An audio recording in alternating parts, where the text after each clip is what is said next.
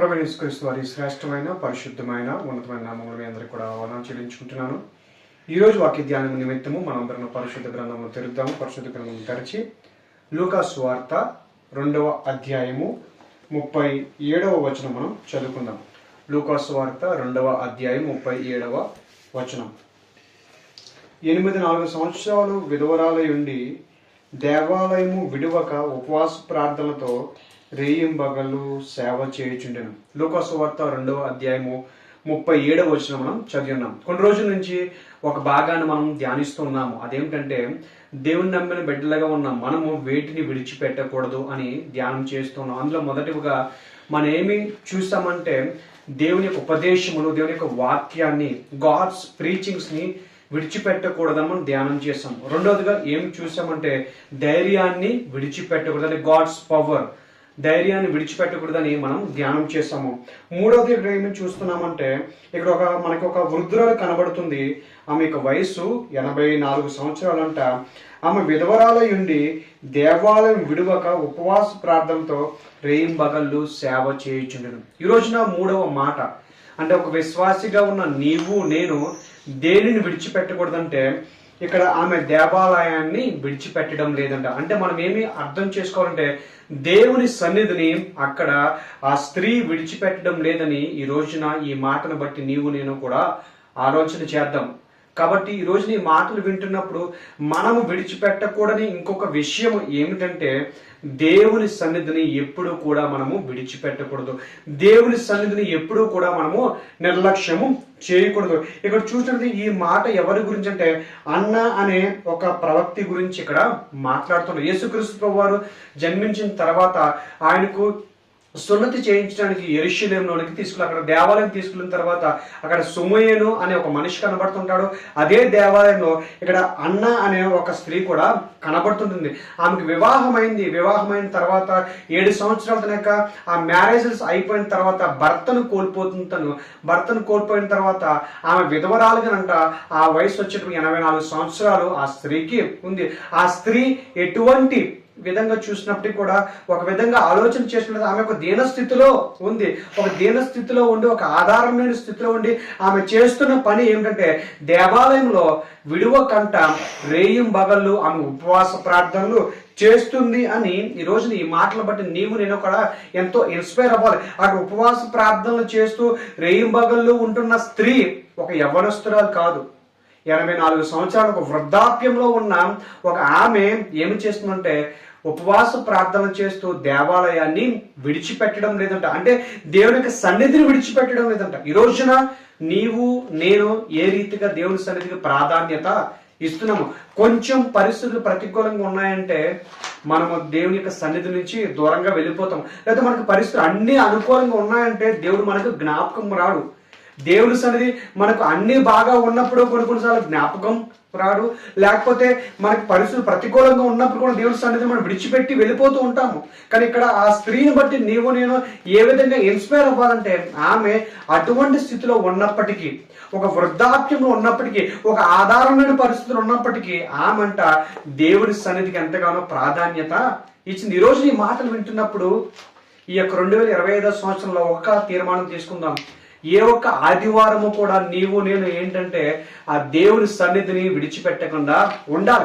దేవుని సన్నిధి ప్రాధాన్యతను ఇద్దాము. అది ఇంకొక మాటను చూద్దాం. మనందరికి బాగా సుపరిచితమైన కీర్తనలు 23వ కీర్తన 6వ వచనంలో దావీదు భక్తుడు అంటూ ఉంటాడు కదా, నేను బ్రతుకు దినములన్నయు కృపాక్షములు నా వెంట వచ్చును, చిరకాలము యెహోవా మందిరంలో నేను నివాసము చేస్తును. ఇక్కడ కీర్తనాకారుడు దావీదు చెప్తున్న మాట ఏమిటంటే నేను ఓన్లీ ఒక ఆదివారమే ఉంటాను, లేకపోతే నాకు అన్ని బాగా ఉన్నప్పుడే ఉంటాను, లేకపోతే నాకు అన్ని బాగా లేనప్పుడే దేవుని సన్నిధికి వస్తాను అని చెప్పడం లేదు. కానీ చిరకాలము నేను దేవుని మందిరం నివాసం చేసేదని ఇక్కడ కీర్తనాకారుడు దావీదు చెబుతున్నాడు. ఎందుకంటే కృపాక్షేమములు నా వెంట వస్తాయి. దేవుడి సన్నిధిలో ఉంటే కృపను నేను పొందుకుంటాను, క్షేమాన్ని నేను పొందుకుంటాను.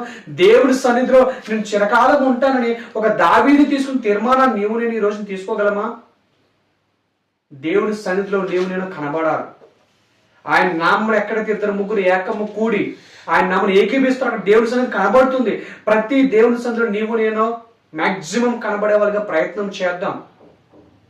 అనేకమైన కారణాలు చెప్తూ, అనేకమైన సాకులు చెప్తూ దేవుడి సన్నిధిని ఒకవేళ నువ్వు దూరంగా వెళ్ళిపోతున్నావు, నేను దూరంగా వెళ్ళిపోతున్న పరిస్థితులు ఉన్నట్లయితే ఖచ్చితంగా నీవు నేను అపవాదికి దగ్గర అవుతాం. దేవుడికి దూరంగా జీవిస్తున్న ప్రతి వ్యక్తి అపవాదికి దగ్గర అవుతున్న వ్యక్తిగా గమనించాలి. కానీ ఈరోజు నీ మాటలు వింటున్నప్పుడు దేవుడి సన్నిధిని చాలా చులకనగా చూడద్దు. దేవుడి సన్నిధి అంటే ఆయన యొక్క సన్నిధిని ప్రార్థనా మందిరం అనబడుతుందని మనం మత్తయి సువార్తలో గమనించగలము.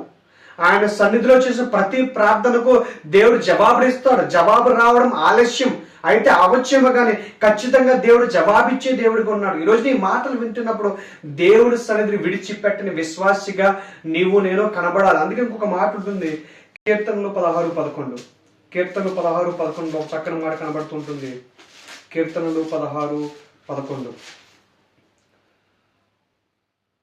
జీవ మార్గం నీవు నాకు తెలియజేసేదువు, నీ సన్నిధిని సంపూర్ణ సంతోషము కలదు, నీ కుడి చేతిలో నిత్యము సుఖము కలదు. There is a fullness of Joy in the presence of Lord. దేవుని సన్నిధిలో మనకి సంపూర్ణమైన సంతోషము కలదు. ఒక పార్షియల్ హ్యాపీనెస్ కాదు, ఒక పార్షియల్ జాయ్ కాదు. ఎప్పుడైతే నువ్వు దేవుని సన్నిధిలో గడపడానికి ఇష్టపడుతుంటావో దేవుడు అంట మనకు పరిపూర్ణమైన ఆనందాన్ని, పరిపూర్ణ సంతోషాన్ని ఆయన ఇవ్వడానికి సిద్ధముగా ఉన్నాడు.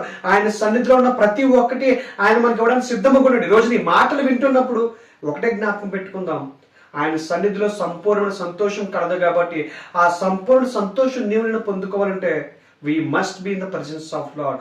దేవుని సన్నిధిలో ఉండడానికి నీవు నేను గనక ఆసక్తి చూపినట్లయితే, దుప్పి నీటి వాగుల కొరకు ఆశపడుచున్నది, దేవా నా కొరకు నీ ప్రాణము ఆశపడుచున్నది అని కీర్తనగాడు చెప్పిన రీతిగా నీవు నేను గనక దేవుని సన్నిధిలో ఉండడానికి ఎప్పుడైతే మనం ఆసక్తిని కనపరుస్తుంటామో, ఎప్పుడైతే మనం దేవుని సన్నిధి ప్రాధాన్యతలు ఇస్తూ ఉంటామో, దేవుని సన్నిధి విడిచిపెట్టకుండా ఉండడానికి మనం ఏ విధంగానైతే మనల్ని మనం సిద్ధపరచుకుంటూ ఉంటామో, ఆ ఆసక్తిని చూసి, ఆ భక్తి జీవితాన్ని చూసి, ఆ భయభక్తుని చూసి దేవుడు ఏం చేస్తున్నాడంటే మనకంట సంపూర్ణమైన సంతోషాన్ని ఇవ్వడానికి ఆయన సిద్ధంగా ఉన్నాడు. ఈరోజు నీ మాటలు వింటున్నప్పుడు ఒకటే జ్ఞాపకం పెట్టుకుందాం, నీవు నేను విడిచిపెట్టకూడని ఇంకొక విషయం ఏమిటంటే ఖచ్చితంగా దేవుని సన్నిధి నీవు నేను కూడా విడిచిపెట్టకూడదు. ఈ రోజున ఈ ఆన్లైన్ ప్రేయర్స్ వచ్చిన తర్వాత చాలా మంది ఏ విధంగా జరుగుతుందంటే, ఆ ఆన్లైన్ ప్రేయర్స్ ఉన్నాయి కదా అని ఫిజికల్ గా దేవుని మందిరానికి వెళ్ళే పరిస్థితి ఉన్నప్పటికీ కూడా, అటువంటి అవకాశం ఉన్నప్పటికీ కూడా, అటువంటి సౌలభ్యం ఉన్నప్పటికీ కూడా